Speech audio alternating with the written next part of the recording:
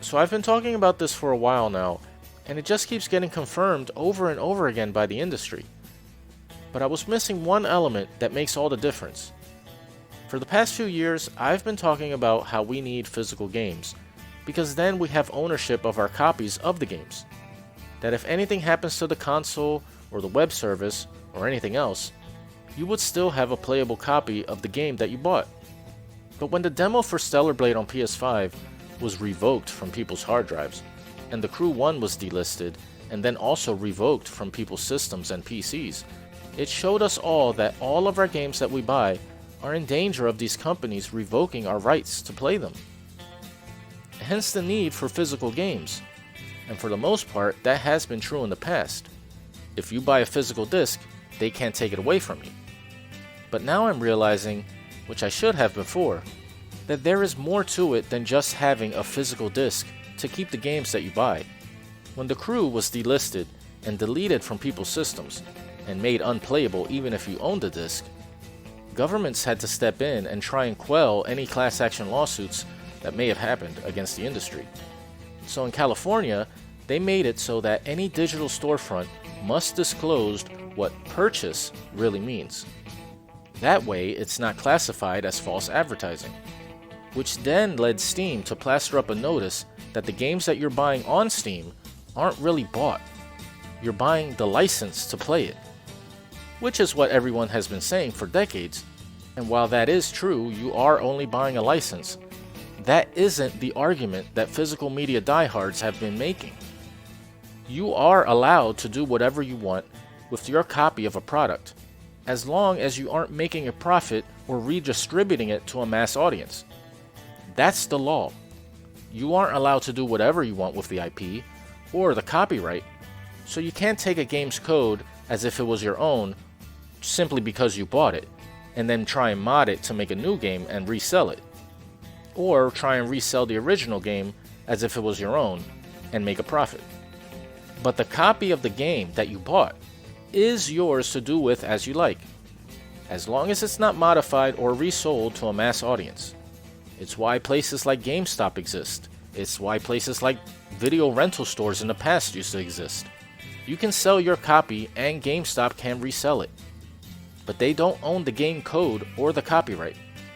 GameStop can't say that their copy of Ratchet & Clank is their IP and claim the copyright. The license that's on the disc is transferable, not the property rights. Sony still owns Ratchet & Clank. Sony still owns the game that you bought a copy of. But you own your copy of Ratchet & Clank. Yes, you bought a license to play the game that's on the disc, but since it's physical, they can't revoke that license from you at any time that they'd like. It's unlimited for that disc alone. You can take that disc and take it to a friend's house, play it on their PS2. The license on that disc is for that disc, and you can play it anywhere you want. And while the license is on the disc, the industry wants to change that. And with everything being connected to the internet, games are just another casualty. With the industry wanting to move away from physical copies towards digital games are not a copy that you own. They are a license that can be revoked. You are paying full price for a rental as long as you're on their service. The Steam Terms of Service says as much, and apparently has said that for years.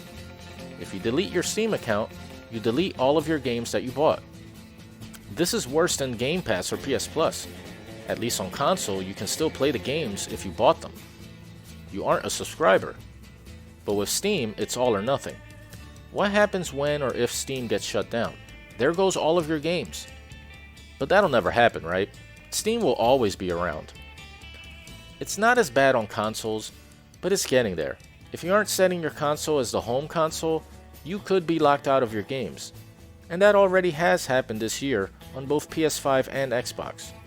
So the problem isn't just needing physical games. The problem is having games tied to a service, or having games reliant on an internet connection just to function. The internet goes out, and you're left with a $70 piece of plastic. Useless. I made a whole video about the one thing that will guarantee that I never buy their games, which you should watch, and it's this internet crap. So it's not that we need physical games, we need companies to stay out of the purchase after we've purchased it. We aren't trying to buy a copy of the game at full price just for it to be a glorified rental. But that's what it amounts to. And that's what the industry wants. And that's for all entertainment industries, from games to movies. As long as they are able to tether the product back to them with an internet connection, you will never own the copy of the game you bought.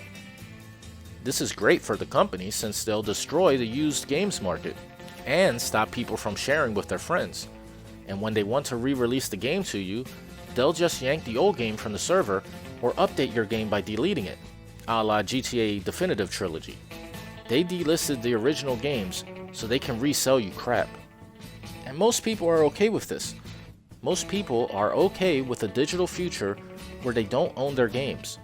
Maybe ignorance is bliss, but when the shit hits the fan, they'll be in for a rude awakening. And when their library of games are kaput and useless, what'll they do then? Thankfully, there are ways of getting around this, legal or otherwise.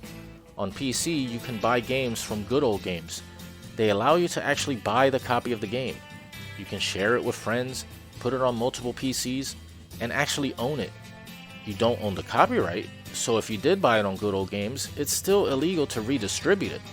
But for personal use, it's yours to do with what you want, just like any physical copy of a game should be. On console, you are limited by the platform, but if you can jailbreak it, then you'll have access to the games as long as the console works. The console itself is its own form of DRM.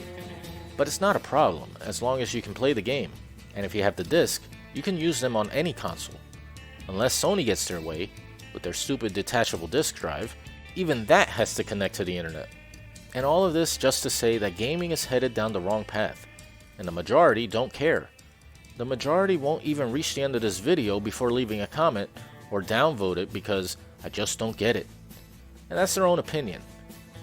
But for the ones that really understand what's going on, it's just going to get much harder to actually own the games that we buy. And when that happens, maybe that'll be the time that we all go back to our backlog of games we already have and play those instead. If we don't own the games that we buy, then why buy them? I'm not spending $70 for a license. If they're treating video games like it's Blockbuster, then I'm only going to pay Blockbuster prices.